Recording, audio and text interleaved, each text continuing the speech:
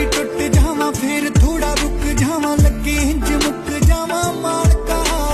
तेरे ही सहारे फिर मुड़ के दोबारे फिर डिग डिग उठ जावा मालका जिवें ओ बयान करे दोनों गुलशान करे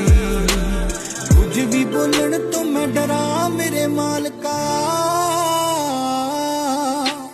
सुख होवे दुख होवे रिजिक होवे पुख होवे